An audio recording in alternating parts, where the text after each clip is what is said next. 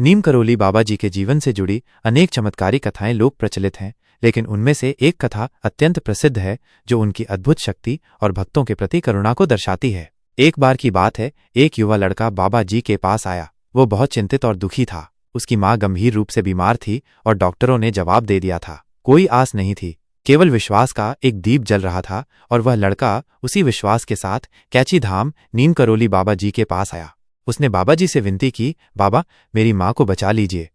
बाबा जी ने शांत स्वर में कहा, चिंता मत कर, तेरी माँ ठीक हो गई है, जा घर जाकर देख। लड़का चकित रह गया। उसे लगा शायद बाबा जी केवल उसे सांत्वना दे रहे हैं। फिर भी उसने श्रद्धा से बाबा को प्रणाम किया और तुरंत घर के लिए निकल पड़ा। जब वो घर पहुंचा तो देखा कि उसकी माँ सच में अपने बिस्तर से उठकर बैठी हुई थी। उसके चेहरे पर एक दिव्य तेज था। माँ ने बताया कि थोड़ी देर पहले उसे ऐसा लगा जैसे किसी ने उसके सिर पर हाथ रखा हो और उसी क्षण से उसकी सारी पीड़ा गायब हो गई।